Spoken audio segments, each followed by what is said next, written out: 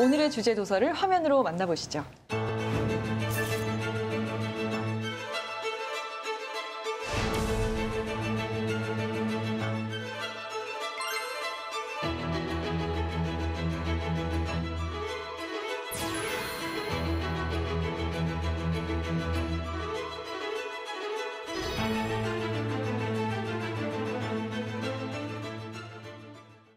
전쟁, 빈곤, 난민, 인종차별 이런 단어들은 현대사회의 고통을 대표하는 단어들인데요. 여러분들은 이런 단어들을 들으면 머릿속에 어떤 이미지가 떠오르시는가요? 근데 신기하게도 우리 마음속에 떠오르는 이미지들이 굉장히 비슷하다는 생각이 들더라고요. 베트남 전쟁이나 한국 전쟁의 참상을 담은 막 시체가 즐비한 고통스러운 사진들, 그리고 또 젓가락처럼 앙상한 팔다리를 가진 그 에티오피아나 소말리아 출신의 아이들, 그 아이들이 막 그렁그렁한 큰 눈망울을 굴리면서 이제 사람들을 바라보는 모습. 그리고 또 난민 생각하면 쿠르드 난민이 가장 저는 먼저 떠오르는데요. 정처 없이 지구 곳곳을 헤매는 그 방랑의 행렬들.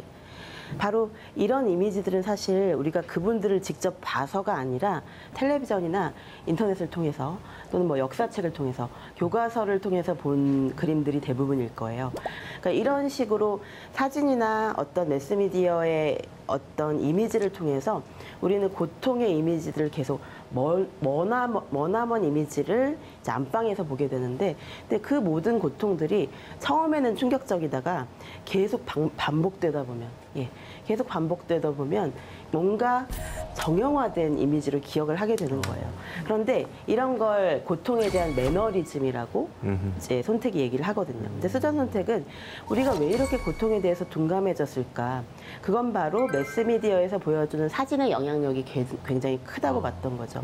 그래서 이 사진들을 보시면, 이 사진들 여러분들 아마 많이 보신 사진들일 거예요. 타인의 고통에서 이제 직접적으로 예를 들고 있는 사진들인데, 이 기아에 허덕이며 살 곳을 찾아다니는 아프리카의 아이들, 그리고 이제 처형 직전에 포로 얼굴이 담긴 저 사진은 볼 때마다 너무 무서워서 저는 저 사진을 볼 때마다 이렇게 눈을 감게 돼요. 마치 제가 당하는 것 같아서 너무 고통스러운데, 그러니까 이런 사진들을 보면 굉장히 우리가 무섭긴 한데 이 감정이 어느 순간 좀 뭐랄까요? 잦아든다고 해야 될까요? 네. 비슷하게 좀 유형화된다는 생각도 들거든요. 여러분들은 이런 사진들을 보면 어떤 감정을 느끼셨을까요? 굉장히 끔찍하고 무섭다, 안타깝다 이런 생각이 들다가 말씀하신 것처럼 조금 점점 잦아지는 것 같아요. 둔해지는 것 같아요. 그러니까 확실히 저런 사진을 보면 일단은 충격이죠. 특히 맞아, 전쟁이 원래 저런 거였지, 평화의 중요성이 있지, 이런 생각을 좀 많이 하게 되는 것 같아요. 네. 그런 감정을 우리는 연민이라고 하는데, 그 연민이라는 것은 나는 그 자리에 있지 않다는 뜻이거든요. 나는 그 사람이 아니고 나는 그가 겪고 있는 그 고통을 사실은 내가 겪지 않아서 다행이라는 감정이 섞여 있대요.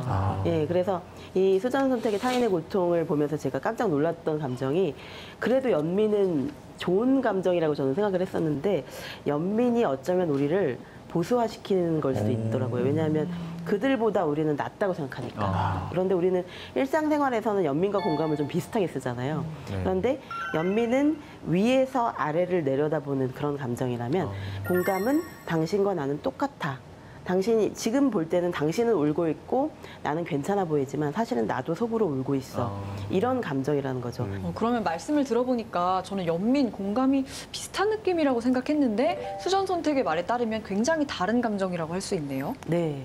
그러니까 연민은 우리가 막 어려운 사람들을 보면서 뭔가 ARS로 돈을 낸다거나 기부금을 내고, 그리고 뭔가 어떤 단체에 지원을 하고 이런 행동을 통해서 이제 뭔가 도와준 다음에 그 다음에 괜찮아지는 거거든요. 그런 다음에 이제 나는 뭔가를 했어. 이제는 괜찮아라고 생각한다면 거기까지는 연민이라는 거예요. 그런데 공감은 내가 그 사람의 고통을 감히 상상할 수도 없다는 것을 인정하고, 내가 그곳에 태어났다면 나도 그렇게 될 수 있었다는 것을 인정하는 좀 더 열린 마음이고, 그리고 공감이 이제 좀 더 나아가게 되면은 실천이 되는 것 같아요. 그분들의 고통을 정말 조금이라도 덜어주기 위해서 내가 정말 나의 삶을 바꿔야 되겠구나. 내가 그동안 너무 무심하게 살았구나라고 정말로 깨닫고 내 삶을 바꾼다면 그게 공감이 될 수 있다는 이야기인 것 지금 같습니다. 작가님 말씀하시는 게 제 네. 가슴을 계속 콕콕 쏴서 제가 이제 고개 들기가 힘들 정도입니다.